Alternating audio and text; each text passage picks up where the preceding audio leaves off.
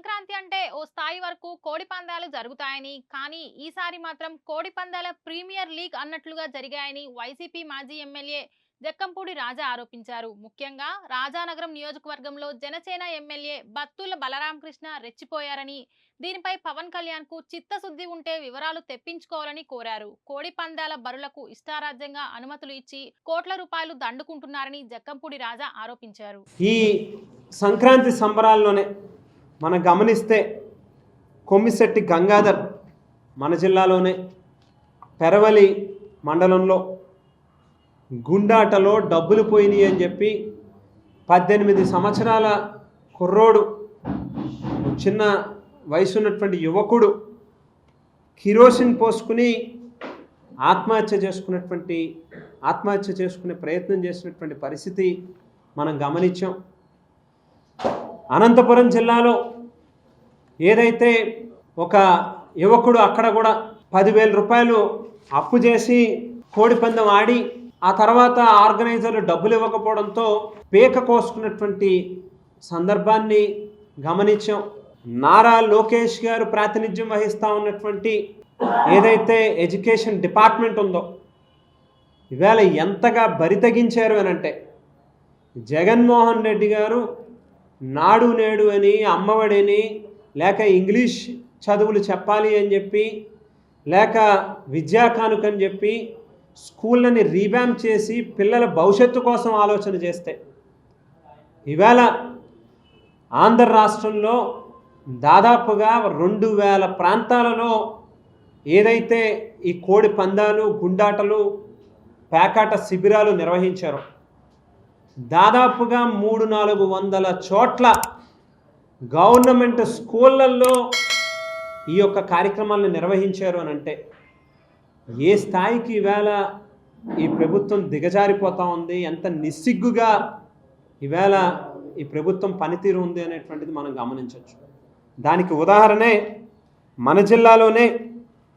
తుని నియోజకవర్గంలో ప్రభుత్వ పాఠశాలలో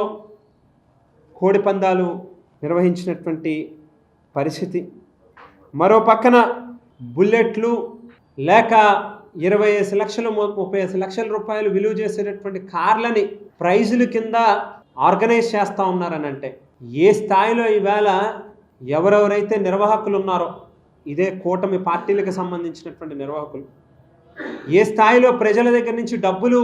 వసూలు చేశారు అనేటువంటి దానికి ఇదే ఉదాహరణ. తాడేపల్లిగూడెంలో మనం చూస్తే 1,50,00,000 రూపాయల పందెం, దానికి ఒక వారం రోజుల ముందు నుంచి సోషల్ మీడియాల్లో, టీవీల్లో, పేపర్లలో అన్ని మీడియాల్ని ఉపయోగిస్తూ అడ్వర్టైజ్మెంట్ చేసి మరి 1,50,00,000 రూపాయలు పందెం జరుగుతుంది రండి అని చెప్పి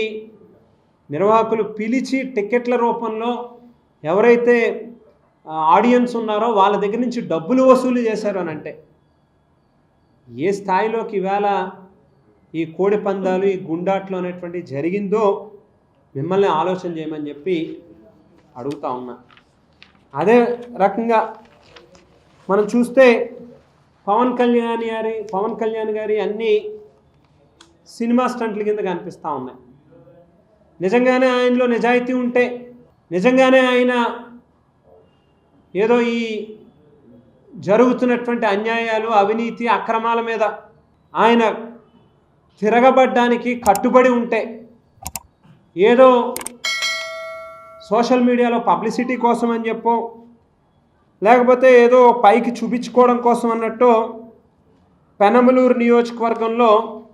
జనసేన పార్టీకి సంబంధించినటువంటి ఒక నాయకుడిని పార్టీ నుంచి సస్పెండ్ చేస్తూ, ఎందుకు సస్పెన్షన్ అని చెప్పి చూస్తే ఆ పెనమలూరు నియోజకవర్గానికి జనసేన పార్టీ ఇన్ఛార్జిగా పనిచేస్తూ ఉన్నటువంటి ఆ వ్యక్తి పవన్ కళ్యాణ్ గారి ఫోటోలు, జనసేన పార్టీ జెండాలు పెట్టి ఈ గుండాట, పేకాట, అలాగే కోడి పందాలు ఇవన్నీ కూడా నిర్వహిస్తున్నటువంటి సందర్భంగా వాటన్నిటికీ, ఈ జోదాలకి అన్నిటికీ మా పార్టీ వ్యతిరేకం, అందు గురించి నిన్ను సస్పెండ్ చేస్తూ ఉన్నాము అని చెప్పి ఆ పెనమలూరు నియోజకవర్గం జనసేన పార్టీ ఇన్ఛార్జిని పార్టీ నుంచి సస్పెండ్ చేసినట్టుగా బయటకు ప్రచారం చేస్తూ ఉన్నారు. ఎస్, ఇవాళ పవన్ కళ్యాణ్ గారిని ప్రశ్నిస్తూ ఉన్నాం. నిజంగానే మీలో నిజాయితీ ఉంటే, చిత్తశుద్ధి ఉంటే ఇవాళ విచ్చలవిడిగా ఆంధ్ర రాష్ట్రం మొత్తం మీద ప్రతి మారుమూల గ్రామంలోని కూడా 175 నియోజకవర్గాల్లోని కూడా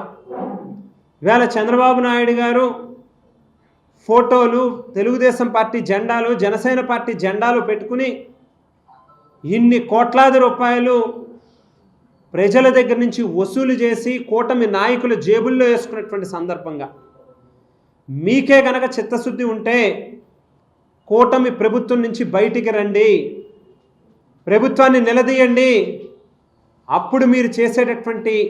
పనులు నిజంగానే చిత్తశుద్ధితో చేస్తున్నారు, ఇవేవి సినిమా స్టంటులు కాదు అని చెప్పి మేమే నమ్ముతాం, మీకు చప్పట్లు కొడతామని చెప్పి కూడా ఈ సందర్భంగా తెలియజేస్తా ఉన్నా.